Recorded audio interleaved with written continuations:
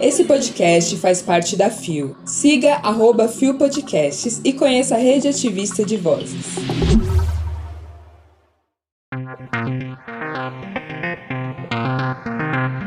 Leda Nagli e Cássia Kiss são denunciadas por homofobia.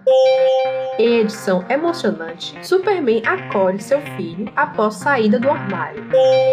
Lei tenta proteger casamento LGBTQIAPN+, nos Estados Unidos.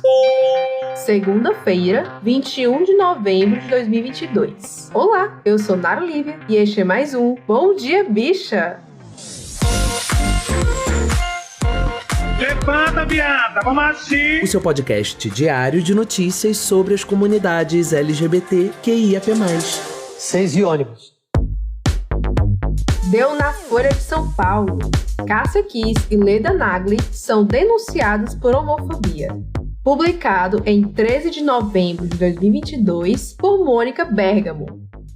O produtor cultural e estilista Heitor Werneck denunciou a atriz Cássia Kiss e a jornalista Leda Nagli à Secretaria de Estado da Justiça e da Cidadania de São Paulo por práticas de homofobia. Cássia Kiss fez declarações homofóbicas durante uma conversa para o canal da jornalista no YouTube. A atriz afirmou que famílias compostas por pessoas LGBTQIA+, representam uma ameaça sobre a família e destroem a vida humana. Não existe mais o homem e a mulher, mas é a mulher com a mulher e o homem com o homem, disse ela. A denúncia tem como base a Lei Estadual 10.948, promulgada em 2001, que prevê a punição administrativa em casos de homofobia e transfobia. No processo, Werneck diz que nada autoriza qualquer forma de discriminação. O que ela disse não é uma opinião, e essa fala implica em induzir mais pessoas a executar essa homofobia, afirma Werneck à coluna. Ele também critica a postura de Leda Nagli, que não contestou as declarações. Esta não é a primeira reação contra Kiss. Uma das filhas da cantora Daniela Mercury e da empresária Malu Versosa acionou o Ministério Público do Rio de Janeiro também contra ela. Bacharel e pós-graduanda em Direito, Márcia Versosa de Sá Mercury acusa a artista de LGBTfobia. Além disso, o grupo Arco-Íris, ONG que zela pelos direitos da população LGBTQIA+,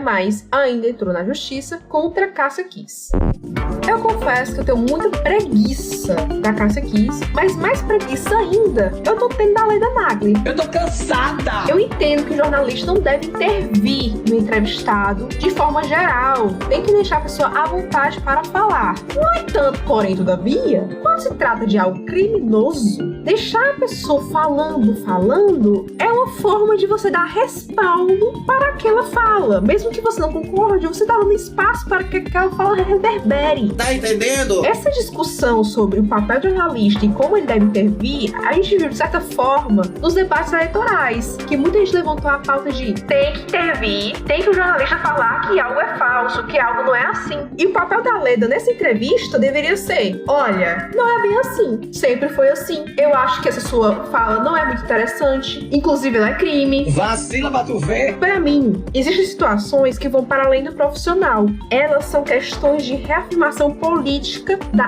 existência humana como um todo. Esse é um desses momentos. Não é uma questão de ser profissional ou não. É uma questão de você preservar qualquer possibilidade de existência de vida humana. Sobre isso, quebrou todo o tabu. Porque se você não respeita, não acha digno de existência e não protege certas formas de existir, o que é que garante que a sua forma vai estar salva daqui em diante? Se liga, hein? Enfim, muita preguiça, muito cansaço dessas duas. Eu queria estar no universo onde isso nem seria discutido. Mas enfim, né? Estamos aqui. Caso você queira saber mais detalhes sobre as denúncias, é só acessar o link da matéria que está na descrição deste episódio.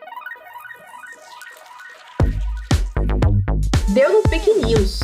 Superman amando e aceitando seu filho bissexual, Jon Kent, em nova história em quadrinhos da DC que deixa fãs emocionados. Publicado em 14 de novembro de 2022 por Amélia Hansford.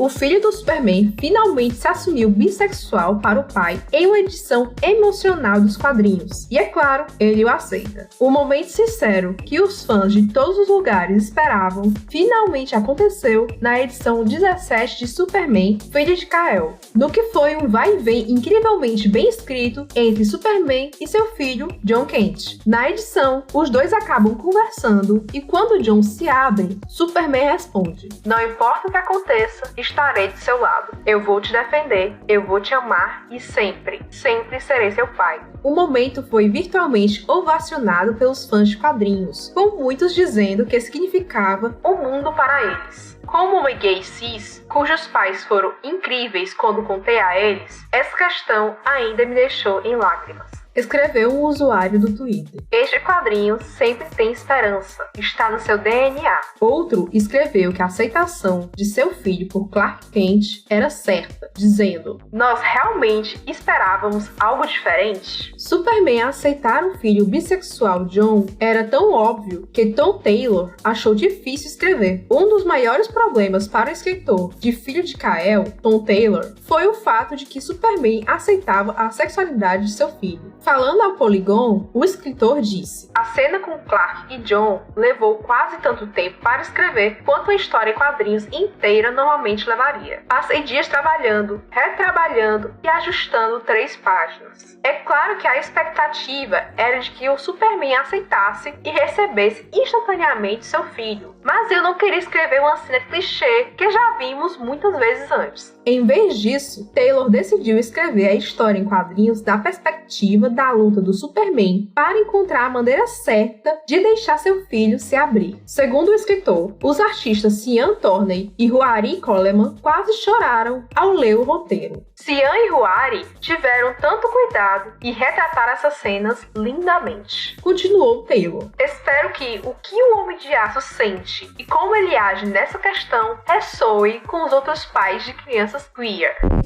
Confesso que eu não sou muito fã da DC, até porque quando eu era adolescente e tava mergulhando de cabeça no universo de quadrinhos, os fãs da DC eram conhecidos por serem extremamente reacionários. E é engraçado, porque já no final da minha adolescência, o cenário da DC mudou muito. Gata. E muitas histórias queer foram brotando da DC. Acho que o caso mais clássico disso é a própria Arquelina. E lendo essa matéria, eu sinto muita satisfação de imaginar alguns nerdolas que eu conheci lá nos meus 15 anos e imaginar esses pontos de raiva espumando porque o filho do Superman é aceito. É uma cena muito alegre na minha cabeça. Sério, eu queria que vocês visualizassem o que eu visualizo. A direita surta! É maravilhoso. Enfim, se você quiser mais detalhes sobre isso, é só ler a matéria que vai estar na descrição deste episódio.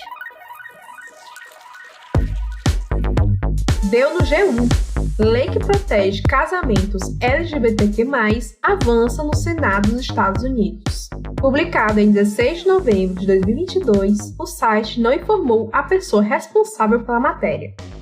O Senado dos Estados Unidos votou nesta quarta-feira, dia 16, a favor de um projeto de lei que protege o reconhecimento federal do casamento entre pessoas do mesmo sexo e uniões interraciais, a Lei do Respeito ao Casamento. 12 republicanos votaram com todos os democratas para avançar na legislação, o que significa que uma votação final pode ocorrer ainda nesta semana ou no final deste mês. O líder da maioria do Senado, Chuck Schumer, disse que o projeto de lei é uma chance para o Senado viver de acordo com seus ideais mais elevados e proteger a igualdade no casamento para todas as pessoas. O projeto de lei ganhou força desde a decisão da Suprema Corte em junho que anulou o direito federal ao aborto. À ocasião, uma fala do juiz Clarence Thomas deu a entender que uma decisão anterior do Tribunal Superior que protege o casamento entre pessoas do mesmo sexo também estaria sob ameaça. O projeto de lei terá que passar por vários outros obstáculos processuais no Senado antes de retomar a Câmara para aprovação final. Só depois disso, o projeto será avaliado pelo presidente. Em comunicado após a votação, o presidente Joe Biden disse que assinará o projeto de lei assim que for aprovado. Amor é amor, e os americanos deveriam ter direito de se casar com a pessoa que amam, afirmou.